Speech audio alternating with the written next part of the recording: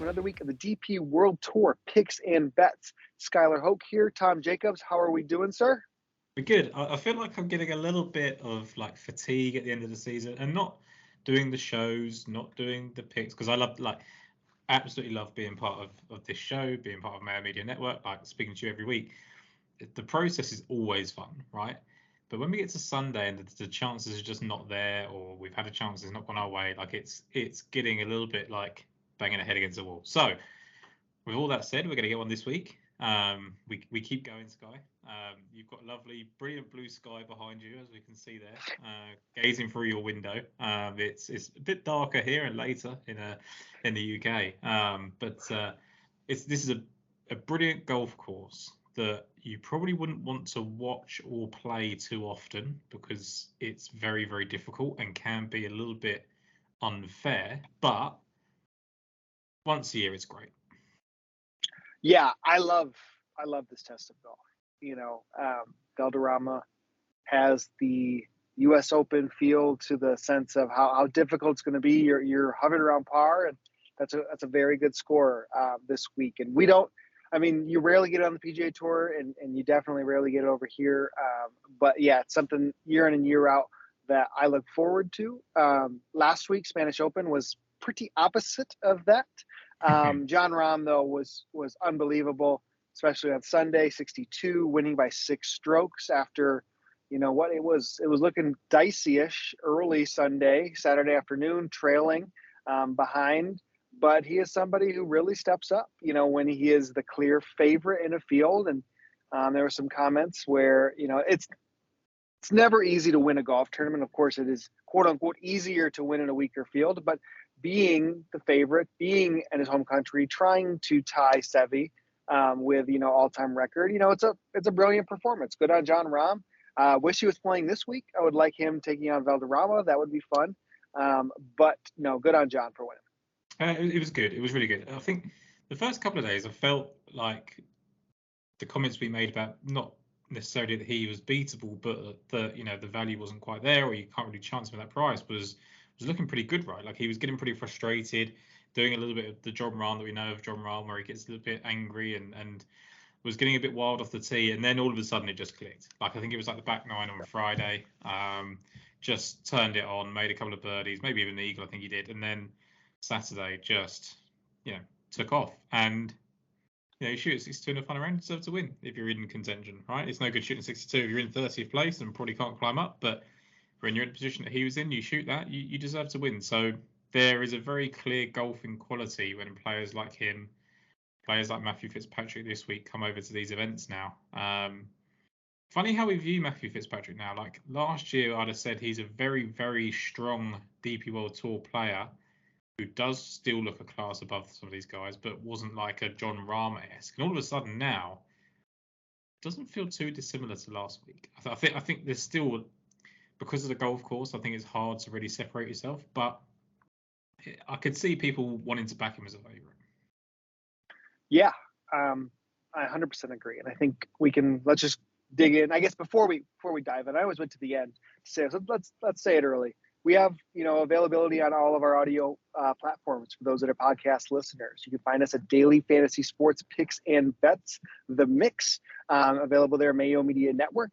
Rocking a Mayo Media Network shirt here, Run the Sims, supporting Pat and Justin Freeman, on the NFL side of things. It's kicking off and going well over there. But, the support across the network is always so huge for all of us, Tom and myself, working hard to make sure we get this content out. I know it's been on Tuesday the last couple of weeks. Work's picking up in the fall swing. Tom's going in and out of London for his job. Everything's a little bit busier here now that the storm is cleared in Florida. So we appreciate, again, all of the support, and it goes a long way to leave, ratings, reviews, YouTube likes, comments on there. We really appreciate the support from everybody.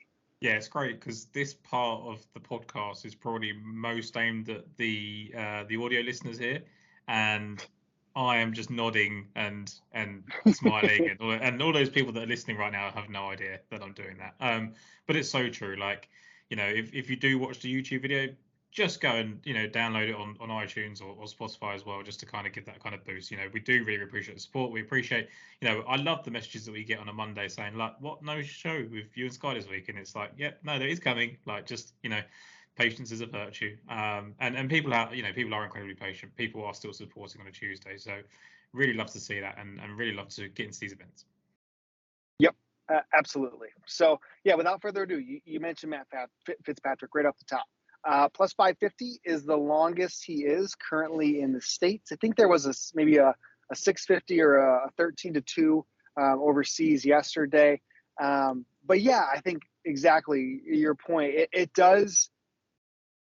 What feels odd is, I guess, yes, the caliber of golfers is quite similar. I mean, I think standalone say Fitzpatrick had a better year than what Jon Rahm did overall. Yeah. But yeah, seeing it on an odds board like this, especially where it's amplified as Fitz is the only one here, and then the next best golfer on the odds board is 18-1. You're getting good prices on some other golfers down the board, but it is a deserving favorite. Of course, last year's winner, somebody who, when conditions crank up, when you need to be long and straight, when you need an around the green game, I mean, Fitz fits the mold perfectly. So that being aside, I would say I'm more tempted than most weeks if I was to just make an easy decision and say, okay, Fitz could do this back-to-back years. I'm willing to take some chances with a couple guys a little bit deeper on the odds board, even without places, and a lot deeper with some places there. But I couldn't draw out probably a better course for Fitz. It's the international U.S. Open, pretty much. And I think the thing is as well, like we had it last week where we could have very easily had Jon Rahm, Patrick Cantlay double, which is something that could have happened. We sort of view the full season as a time on the PGA Tour where people can win as long shots, and it probably doesn't happen as much as the perception is. And certainly on a DP World Tour, like this is the business end of the season now. These are some of the toughest events, toughest golf courses. So actually, DP World Tour has been pretty spoiled for golf courses over the last few weeks, and I think the better players will come to the fore. I think it's one of those things where, like, you don't need distance here because it's so technical. It's very much about keeping in the fairways, hitting greens, staying on the right side of the greens, etc.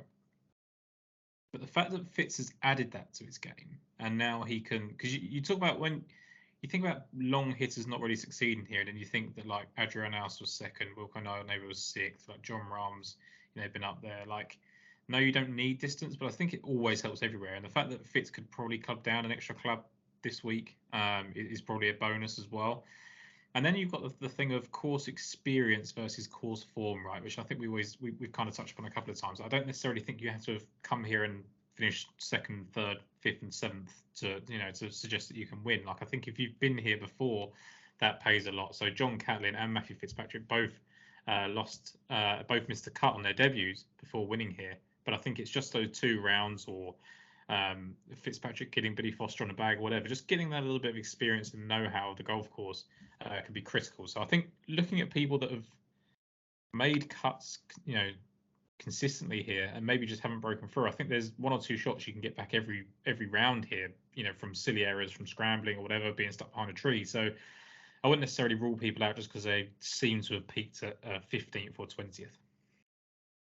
Yeah, I agree, and I like your point in not saying distance is necessarily a certified advantage. I would argue the fact that I think you have to gain off the tee. You do. And some of the guys that have been successful may not be accurate and be longer, but still, if you can be long and straight here like Fitz has displayed, it's the perfect opportunity for that. So I am targeting golfers kind of who might side a little bit more of the distance, but they do gain off the tee substantially, and they can chip it with the best of them. And I'll go right into it. And it's because I think why I'm off Fitz personally is I'm probably on 2 win-only bets, sub 30-1.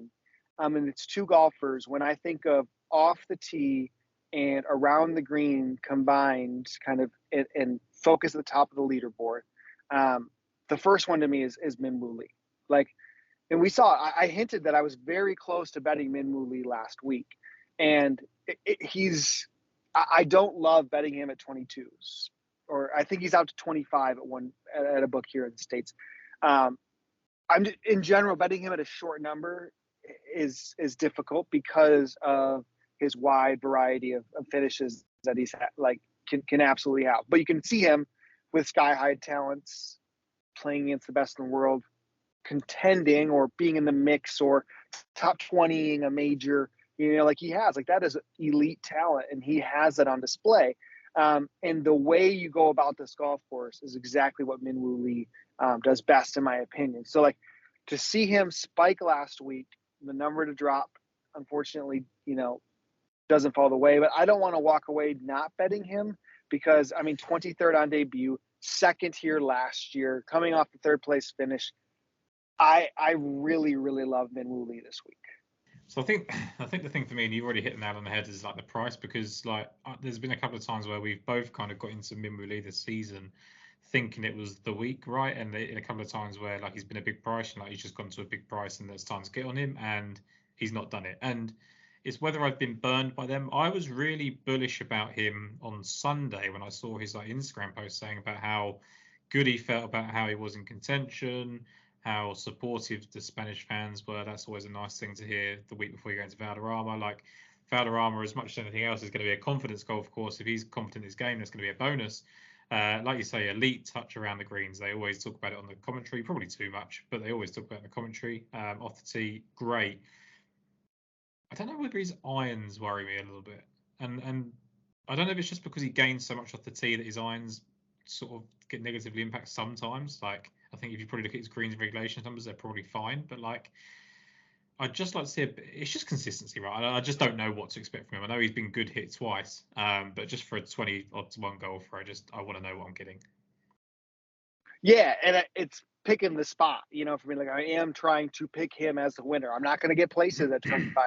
It's not really how I normally bet when it's down there. I just think he does have that ability to win, and I've been waiting for this spot for Min-Woo, and it's just something where kind of all stars are aligning, in my opinion, for him, one. And then I bucket another golfer very, very similar in the sense, and maybe similar as a stretch, because this golfer has been probably the most consistent one on the DP World Tour all season. If you look at kind of last 50 rounds, he is, I would say the second best. Yeah, clearly second best golfer, tee to green overall. And he does that mainly through off the tee. He's decent around the greens. He just can't really find the putter.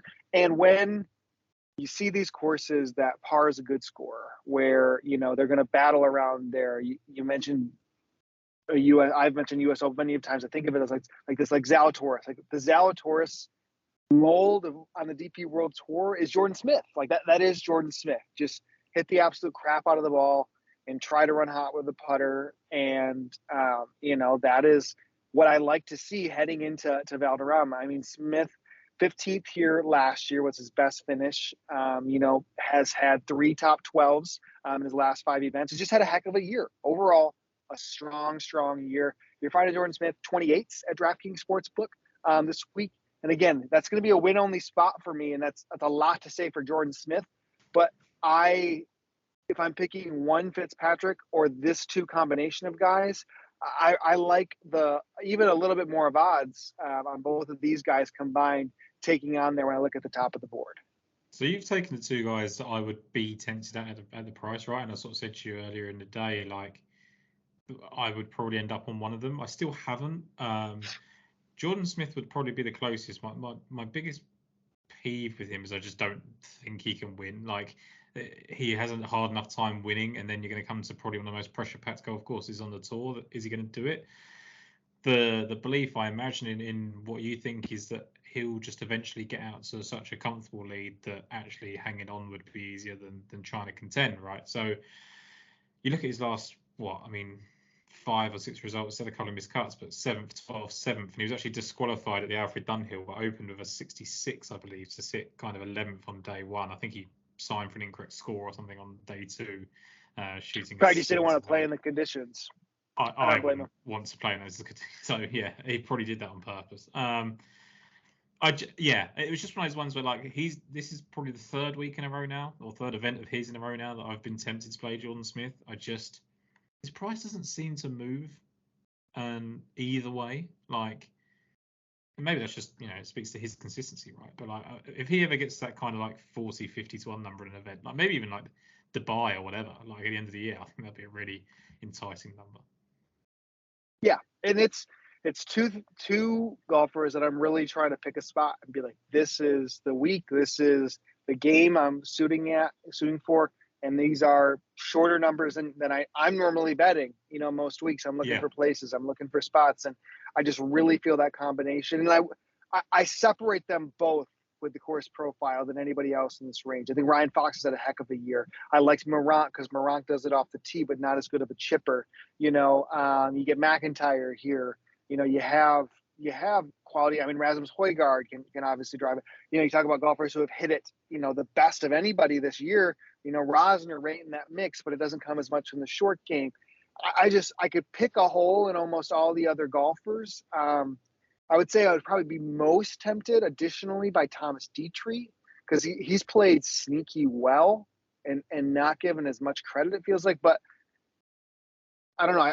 I love the games a little bit more of the other guys. Dietrich's coming from the PGA Tour. He wasn't in Spain last week, or I guess the other two were, or Smith wasn't either. But I don't know. I think those two are the spots that jumped out to me the most. And then I take a trip down the odds board personally before I start any more of guys deeper. Yeah, I mean, look, like Thomas Dietrich you mentioned, like we've said this a lot recently, that like if they're playing to a level on the PGA Tour that Thomas Dietrich is at the moment, I mean, 36th, 8th, and 31st. Sorry, that's his course form. On his current form, like just the way he's been playing on the PGA Tour with 12th and 9th place finishes, like it's really impressive. And I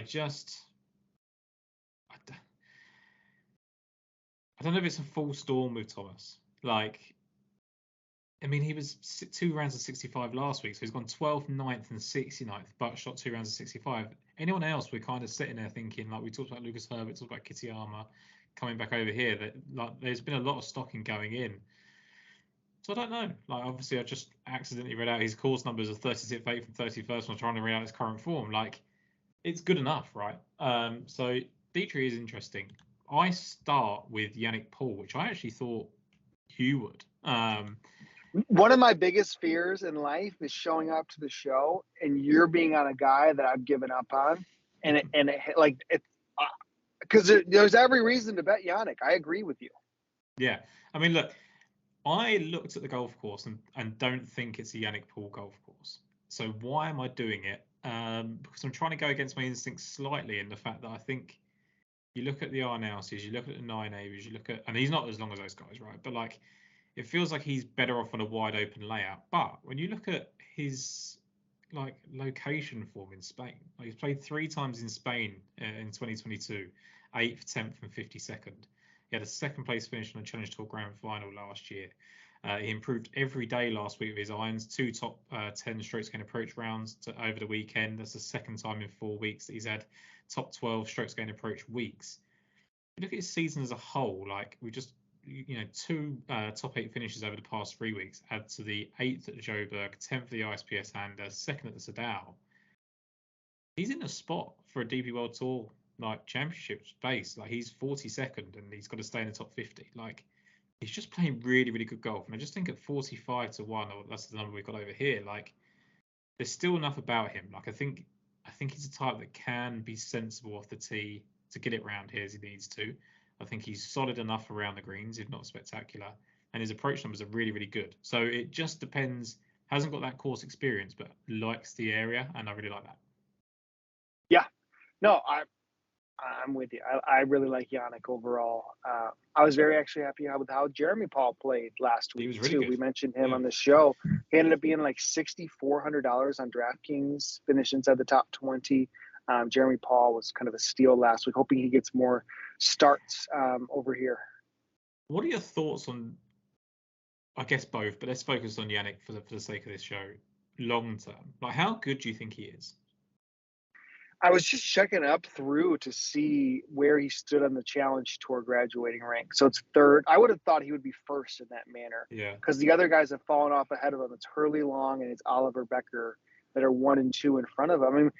I mean, I would think he's the number one of the class. So you put somebody like that, number one of the class, and number one of a class after the year, like, because I think Tari Oban had an amazing year on the Challenge Tour, then comes up and hasn't followed through. We haven't really seen the dominate the Challenge Tour and then come up and have a big run for a whole season and beyond on the DP World Tour in a little bit of time. It's normally these other guys that end up kind of, spots that they qualify maybe.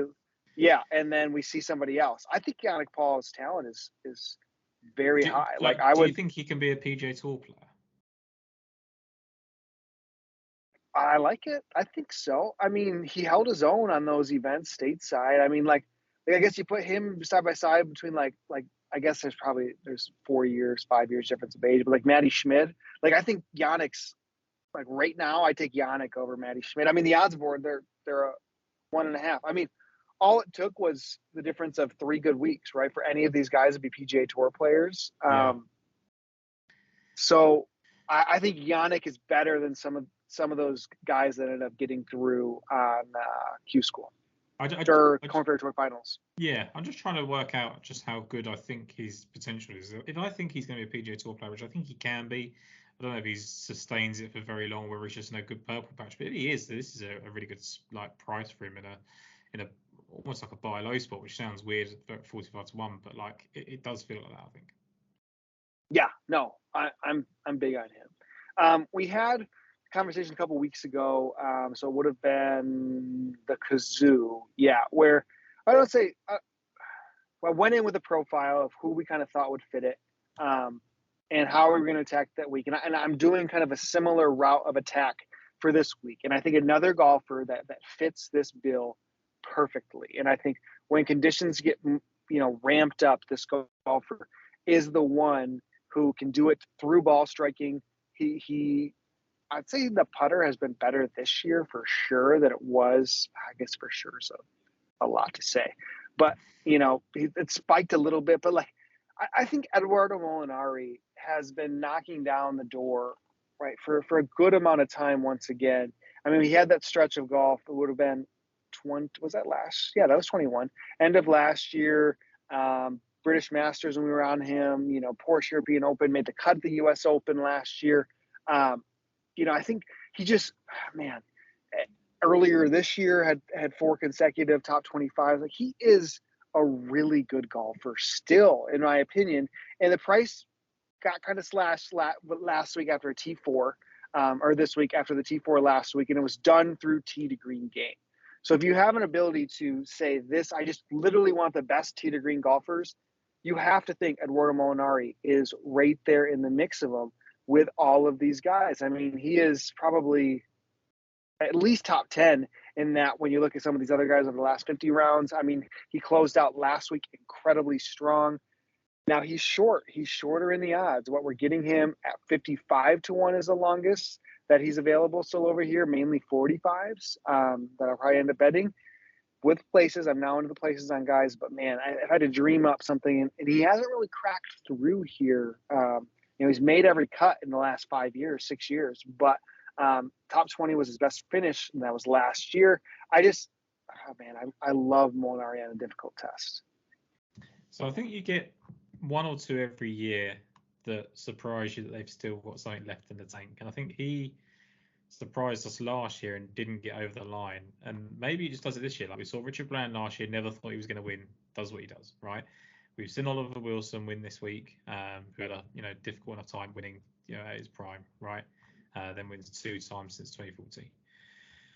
So someone asked me recently, it was Matt that I do the Lost Words podcast with, like he said, like, what about Molinari this week? I said, I think he's just dead. Like, I don't think there's anything left in Molinari, right? And then he just comes back and does exactly what Molinari is good at. And if he just finished in the side of the top 10 and it was all short game based or whatever, you'd be concerned because you think, he's got lucky 1 week. But his ball striking coming back at a golf course where he's again, this is going to make the course experience point. This could define it, right? Like he's played here 8 times and he's made 6 cuts and he's never finished better than 20th, but he was 9th after 54 holes last year. He was 22nd when it was just a 3-round event. He was 8th at the 36 hole stage on his 4th start, and then actually shot 81 on the Saturday to take himself out of contention, bounces back with a 72. I have a hard time believing that he can win, but in terms of places, in terms of ball striking, he's someone that you can sort of pin yourself to, I think. Yeah, I mean, he closed out last week being 8th, 2nd, and 3rd in the final 3 rounds in tee to green.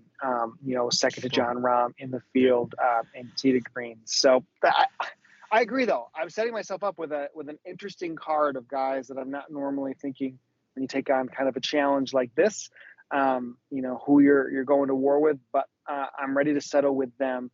And let's see. I think we bounce to you next. I guess Guido's in this range. I'll hit on Guido.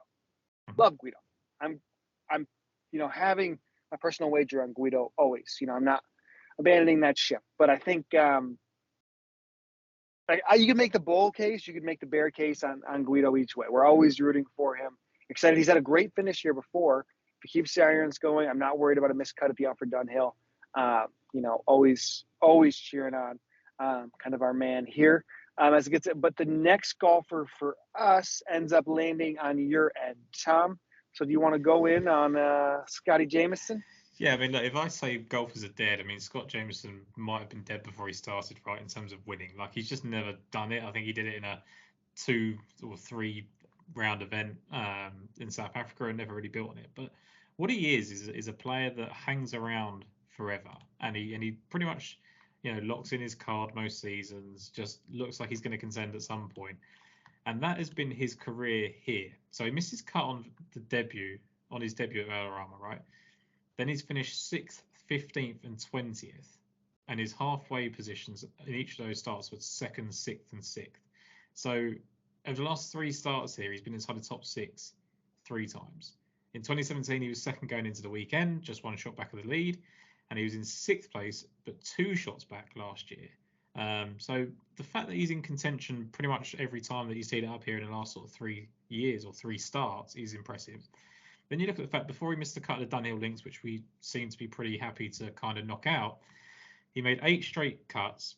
He finished 4th at Crans, which is pretty important, I think, for a golf course like this. He was 2nd at the halfway stage at the Hero Open. He was 4th after day 1 in Italy. And in France, he was 12th going into the final day. So I actually think in a field where outside of Matthew Fitzpatrick, we're not really talking about much firepower. I know you've got me with Lee, Ryan Fox, etc. I think Scott Jamieson can really surprise. And I don't think he can win because he doesn't. But I think place-wise, DraftKings-wise, I think he's a good bet. And then one more before I just let you come on to yours that I hadn't originally scheduled to talk about. Joost Luiten is 80 to 1.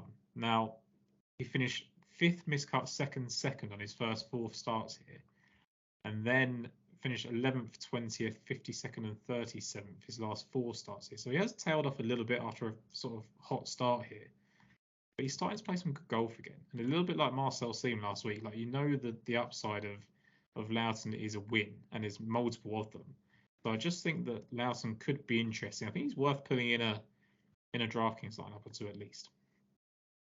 Yeah, I would say Luiten has one of the better histories. I almost came prepared to discuss somebody who has potentially the best history or one of the best histories here until I found out he wasn't in the field, and that was Mike Lorenzo Vera. I was excited how Lorenzo Vera closed last week, and I was like, oh, first round leader, maybe I have something. Not teed up this week. But yes, Joost overall has some strong history. I'll go into a pair. We'll go toss to you, and then I'll close out my final one. So, you mentioned history. You love it. We love to feel with it. My final 3 bets don't have any of it.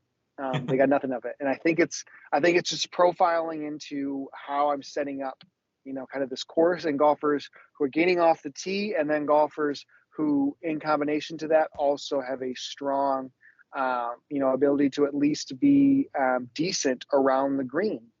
And that first one is Marcus Hellekilde. Like, I think he has flashed with the best of them. You know, we have seen him in the mix. I mean, obviously it was T8, T13 in the 2 PGA events when he played over here. What he in his spot start last year at the Dutch Open was 12th. If you talk about golfers who had the best Challenge Tour year and ended up not being the number one player, I guess, in sense to that graduating class, Helikilda has fit that mold. But I could see it with the way he really plays it. He hits it far. Now, there's weeks where he spikes on the accuracy. His accuracy spikes. So you see that. Last time we did that was the Maiden Himmerland. He finished T8 there. If you see another accuracy spike, that was at the Barracuda. That was T13 for him there. So the last 2 times he has gained in accuracy, he has been in the mix of it. So if we can find that with the distance he has, he's the first one for me. And you can find him. He's still available 100 to 1 on DraftKings Sportsbook this week. That's the first one. And then the second one is like a tale as old as time as how we're betting, how I'm approaching things for it. And one of the first numbers I ran to, okay, so I said, you know, I compared Matty Schmid to Yannick Paul in that sense. And I think Yannick has had a better overall year. Somebody played better in the 3 events, you know, in the Korn Ferry Tour finals. And that's what it was. But graduating to the PGA Tour via Korn Ferry Tour season-long points is a huge achievement.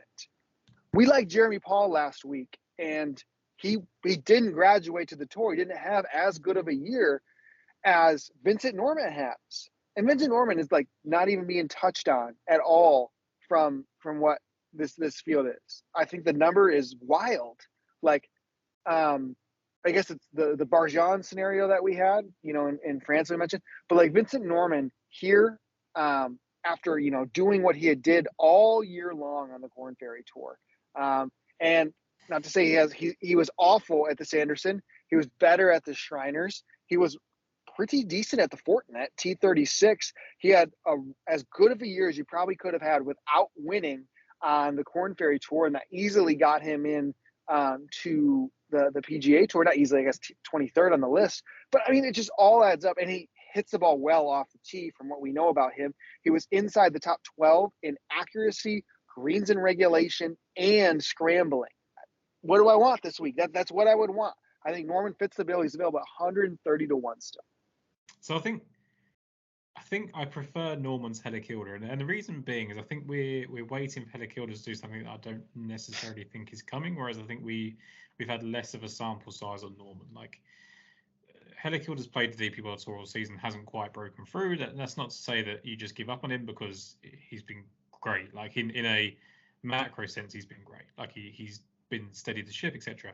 Norman's more of that kind of a little bit of unknown of what he's going to bring back to the DP World Tour.